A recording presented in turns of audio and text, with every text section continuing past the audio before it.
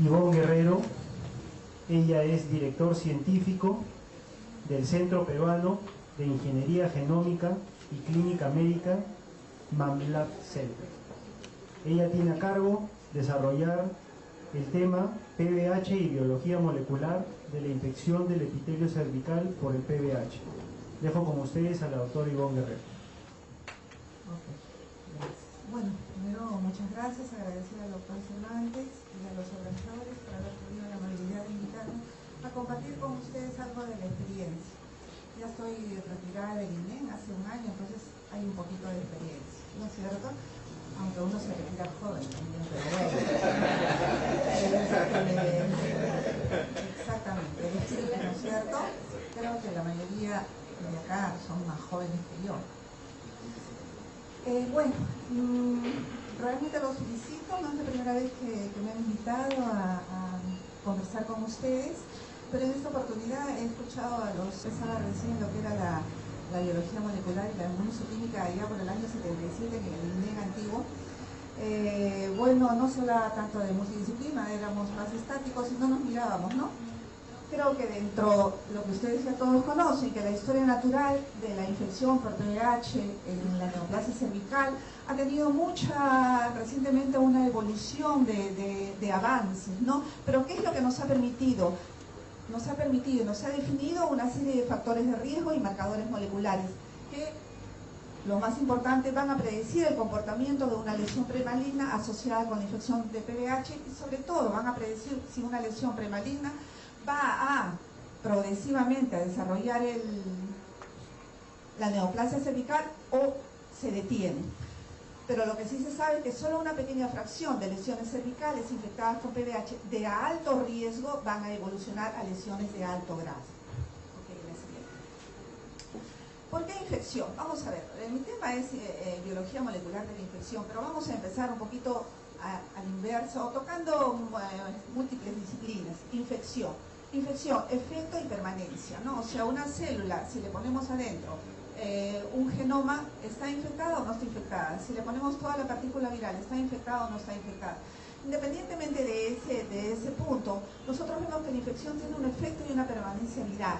Pero todo esto, la permanencia y el efecto que causa el virus en la célula va a depender de una sincronización entre los productos virales y los productos celulares.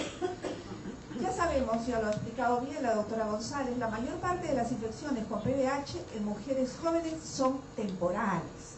Son temporales y no tienen ningún efecto, y si lo tienen es mínimo con el tiempo. El 70% desaparecen en un año y el 90% restante en 2 años. Miren, estamos hablando ya de tiempos aproximados, pero eso depende de qué, depende del receptor y depende del efecto de la célula, de las proteínas de la célula y también de las proteínas virales. Esto ha permitido identificar 3 tipos de infección. La infección latente o oculta, que es aquella de la cual ustedes cuando examinan a sus pacientes no ven ninguna lesión clínica, y también cuando se ayudan de una colposcopía o un Papa Nicolau sale negativo. Pero si le hacemos un estudio molecular, podemos detectar el ADN. ¿Y por qué detectar? Pero doctora, si está negativo, si no veo y la colpo y el PVH sale positivo o negativo, ¿por qué le hacerle un estudio molecular? Es costo-beneficio, ¿no es cierto? Bueno, podemos hacerle, siempre y cuando la mujer que ustedes tienen adelante es una mujer con una vida promiscua. Entonces tiene muchos compañeros sexuales y es probablemente una candidata a ser una portadora de algún papiloma virus humano. Entonces se hace un estudio y se hace prevención. Si esa mujer tiene un PVH de alto riesgo, por ejemplo el 16 y 18, más o menos respondiendo la pregunta anterior, ¿no?, que le hicieron a la doctora, un PVH 16 y 18 para ustedes es de alto riesgo, pero es muy importante el 16, que es muy prevalente a nivel mundial, pero el 18 es más agresivo. Una mujer con PVH 18 va a ser una progresión, si es que inicia la cascada carcinogenética, va a ser una progresión mucho más rápida que aquella portadora de PVH 16.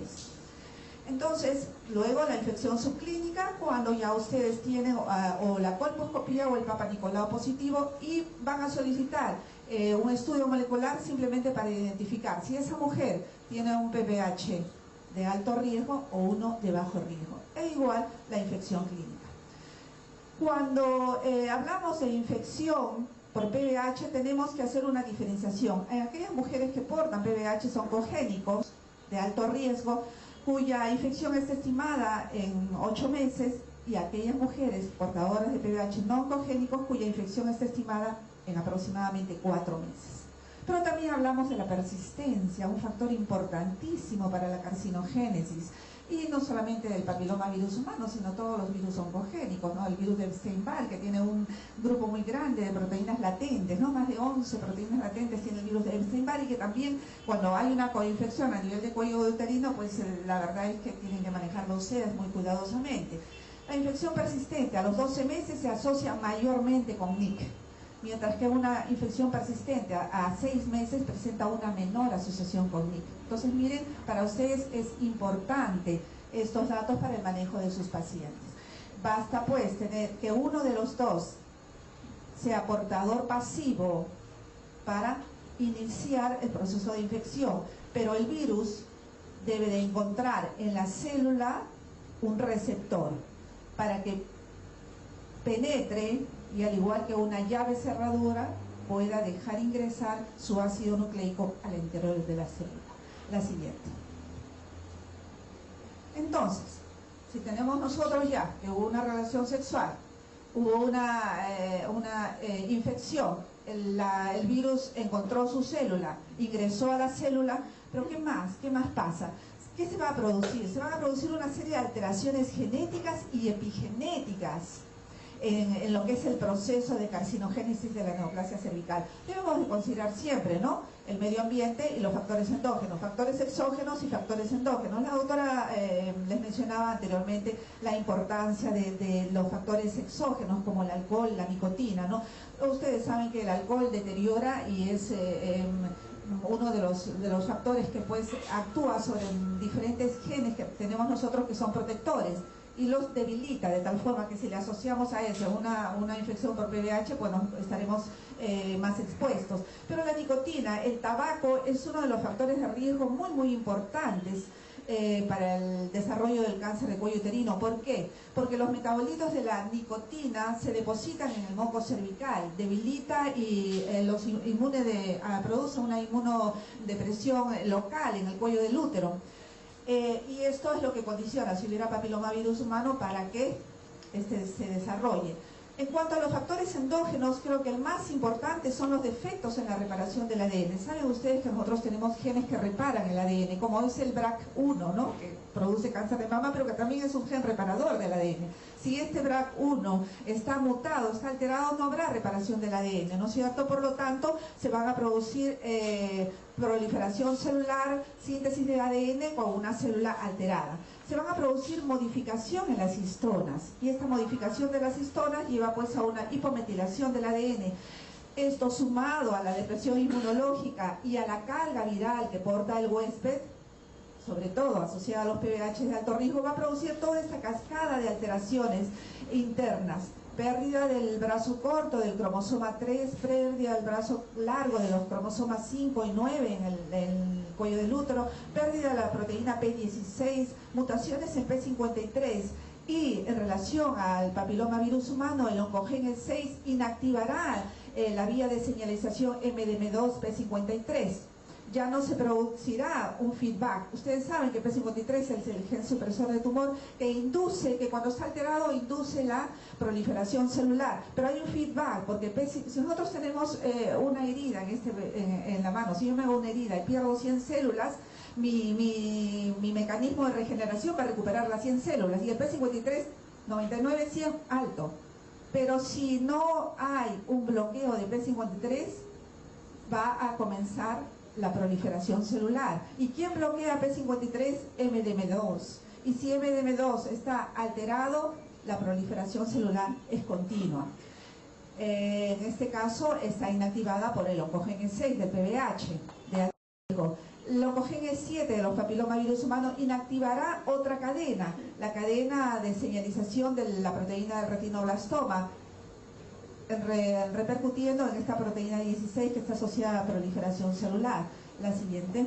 Entonces, el papilomavirus humano, ¿qué es? Ya lo hemos mencionado la doctora, también es un virus epitelotrópico, o lo que es mucoso y epitelotrópico. Tiene predilección tanto por las mucosas como por los epitelios, donde encuentra su receptor. Puede inducir lesiones hiperplásicas, papilomatosas y verrucosas en el epitelio escamoso estratificado de la piel y las mucosas. Posee una molécula de ADN de doble cadena, de 50 nanómetros de diámetro, con actividad transformante. Es importante mencionar que la molécula de ADN del papilomavirus humano, que tiene 2 hebras, solamente una hebra es capaz de ser transcrita, solamente una hebra sirve de molde. Se han estudiado hasta el momento 200 tipos de papilomavirus humanos. De ellos, 120 han sido reportados y de ellos han sido secuenciados 100. Y de los 100, 30 aproximadamente se asocian a las neoplasias anogenitales, tanto en el hombre como en la mujer. También ya lo enseñó la doctora, este es el árbol filogenético de los 100 papilomavirus humanos hasta ahora secuenciados. La siguiente. Tenemos la organización genética del papilomavirus. Es muy importante para que comprendan ustedes cuál es el proceso de carcinogénesis. Tenemos aquí, este papilomavirus humano tiene un ADN de aproximadamente 8.000 pares de bases, cuya importancia se basa en los genes. Tiene genes de expresión temprana y genes de expresión tardía. Y tiene una región de control largo aquí, que es muy importante. ¿Por qué es importante esta región de control largo? Es como un avión, el panel, ¿no? Está el piloto con su panel, y allí en el panel se encuentran los promotores. Aprieta un botoncito, abre la puerta, aprieta otro botoncito, pone el aire acondicionado en el avión. Es igual, el papilomavirus humano tiene acá los promotores. ¿Qué son los promotores? Son las secuencias que van a bloquear a los genes que producen proteínas oncogénicas.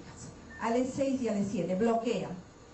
Cuando este panel no funciona, entonces se produce la cascada carcinogenética. Pero también es importante esta región reguladora no codificante, porque tiene un segmento que se activa con la progesterona. Creo que hubo una pregunta anterior, con la progesterona. Ustedes saben que una de las condiciones para que se dé más el cáncer de cuello uterino en los países en vías de desarrollo, como en nosotros, es esto, muchos embarazos. Entonces la exposición continua a los embarazos expone a las mujeres, lo saben ustedes más que yo, que en el primer trimestre se eleva la progesterona, ¿sí? Entonces al elevarse la progesterona, ¿qué hace? Aprieta el switch del papilomavirus en aquellas mujeres que lo tienen. Se activa durante 3 meses, está expuesta. A veces ustedes manejarán a alguna paciente, o los obstetras manejan a una paciente que empieza su embarazo y no tiene papilomavirus humano, y cuando ya está al 4º o 5º mes resulta que debuta con una verruga. ¿Por qué? Por esto, porque probablemente la señora detrás ya tiene 3 o 4 embarazos, entonces ya ha sido expuesta anteriormente a este factor de riesgo. Entonces es importante, ¿no? Por eso una de las condiciones, preguntarle a la paciente si toma anticonceptivos y por cuánto tiempo, ¿no? Múltiples parejas, jovencitos, jovencitas, múltiples parejas sexuales y anticonceptivos son 2 factores de riesgo de fuerza, ¿no es cierto? Bien, luego tenemos nosotros acá, por ejemplo, cada uno de los genes cumple una función importante. Ustedes saben que los papilomavirus humanos son parásitos intracelulares, solamente tienen su ADN y una envoltura, una cápside, por lo tanto necesitan de nuestra maquinaria para poder replicarse. Dicen que el papilomavirus es muy bueno, él no nos quiere hacer daño, lo que pasa es que necesita que su progenie continúe por el tiempo, y para eso nos bloquean para usar nuestra maquinaria y transcribirse. Entonces tenemos acá, el gen L1 tiene una acción de helicasa y está asociado con la replicación viral y el control de la transcripción del genoma viral. El gen E2, este es muy importante, ¿por qué? Porque este es el que bloquea los promotores del oncogenes 6 y E7 que se encuentran en la región reguladora no codificante. Cuando este gen E2 está mutado, o el gen E2 se pierde, cuando el ADN penetra a la célula, pasa el citoplasma porque es un DNA, entra al nucleoplasma, se hace de lineal, se vuelve circular, se hace plasmídico, pero cuando decide por alteraciones inmunológicas depresión inmunológica de la célula